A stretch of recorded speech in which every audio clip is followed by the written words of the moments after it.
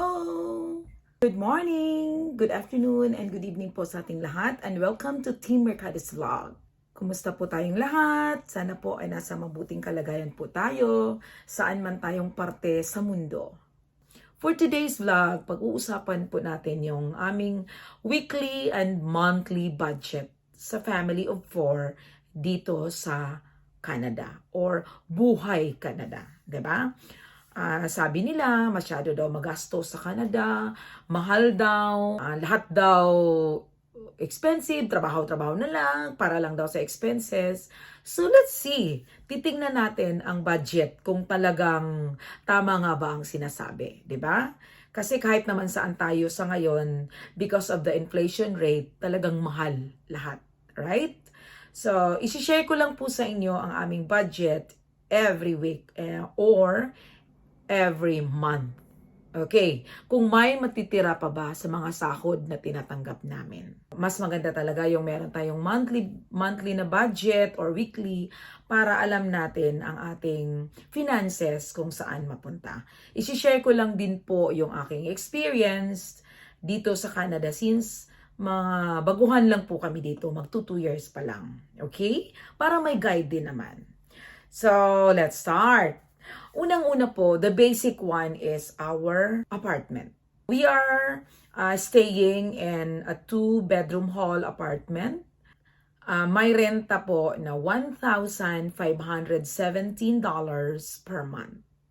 Yung $1,517 po, libre na po doon yung water. Electric lang po ang aming binabayaran. And libre na rin po yung aming parking. So, ang aming hydro, next to that, is $60 every month. Minsan 62, minsan 65. So, i-round up na lang natin ng 60. And, of course, the next one, yung ating food allowance. Sa food, depende po yun kung gaano tayo ka palakain, sabi pa nila, di ba? So, ang budget po namin dyan is minsan 200 a week or 250. I-times 4 po natin, it is 1,000, 800 to 1,000 a week. Depende po. Kasi minsan may mga sale kung ano na lang yung i-grab mo. Kasama na doon yung meat, yung fish, yung rice. Minsan kasi nakakatipid tayo sa rice kasi lagi silang nagsisale. So, ilang dosenang bags ang binibili para makatipid. Diba? Ganon. And next to that, of course, may utilities tayo. Ang utilities, nandoon yung lotion, yung shampoo, tissue, everything. So, ang budget ko dyan is $80 per month. Next naman is yung aming wifi. Of course, kailangan natin ng wifi. Kasi hindi na tayo nabubuhay ng wala tayong internet. Diba? Internet namin sa bahay is $60 per month. Ang SIM namin, kanya-kanya naming phone, nung binibili namin yung SIM, kasama na rin doon na internet. Ang data is depende kung ilang gigabyte.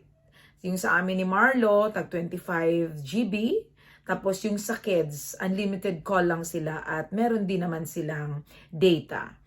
For the 2 kids, tag 35 per month sila, so that is $70. Sa amin ni Marlo, 118 per month, dalawa na kami doon. Next one is, meron kaming Presto. Yung Presto card is TTC card, kung saan natin magagamit na magbabus at train. So, kung wala kang card or mag-cash ka or ATM ang ibayad mo, that is $3.25 per sakay. Sa estudyante is mas mura, 2.25 something lang. Pero kung bibili ka ng card at mag-load ka ng once a month that is unlimited, it's only 128.15. Mas makatipid. And then, kung regular yung 3.25, magiging 156 yun. So, di ba, dalawa yung estudyante namin plus isa ako na nagtatrabaho. Kasi si Marlo naman, meron naman siya sa car. So, hindi na siya gumagamit ng Presto card. Pero yung aming pangalawa, since sinasabay siya sa morning, minsan ako sumasabay din ako kung ang trabaho ko is 8 mag-start. So, mas makakatipid kami. Pero roughly, ang budget sa babae, kung siya lang, is $81 per month. Kasi isang way lang. Sa hapon lang naman siya nagbabas at nagtitrain. The next one is, of course, laundry or dryer. Hindi na po ako nagda-dryer, lalo na ngayong winter, kasi nakakatamad bumaba na sa basement. Ang mga design kasi ng apartment dito, hindi ka allowed machine at dryer sa room nyo mismo, sa unit nyo. Meron silang laundry and dryer area sa baba talaga. It's either first floor or basement, depende yan sa building. Dito po ako, nagsasampay na lang ako sa amin kasi overnight naman po. Heater, so mabilis lang siya. Maglaba ka ng gabi, kinabukasan matutuyo na. Of course, i-washing machine mo yon, hindi mo naman i-hand wash, saan mo naman isasampay, di ba? So, nakatipid ako doon sa dryer kasi $2 din yon, $2 per hour. So, ang budget ko naman dyan sa dryer is mga $20 per month. Now, meron kaming car, so merong gasolina. Ang budget ni Marlo is $60 per week. Total in a month is $240. At ang car insurance, na hindi naman tatakbo ang ating car kung wala tayong insurance, lahat naman talaga, meron kaming car insurance na $418 a month. Magtataka kayo bakit napakalaki ng aming insurance sa car, kahit hindi brand new yung aming car, kasi yun ang isa na disadvantage. Kung hindi brand new yung car mo, plus nakakuha si Marlo niyan, bumili kami, excited kasi kami noon. Pagdating namin dito agad, bumili kami agad ng car. Hindi pa ni Marlo nakuha yung G license sa Canada. Mahal kami. G ka lang at saka G2, yun ang mas mahal ang insurance ng car. Kasi hindi, kumbaga sa atin yun, hindi pa professional license yung nakuha ni that time. Kaya nakastock kami sa 418. Thank yun lang po ang aking i-share tungkol sa aming expenses per week at saka per month. Ngayon po, tali ko na po and even I converted it into peso.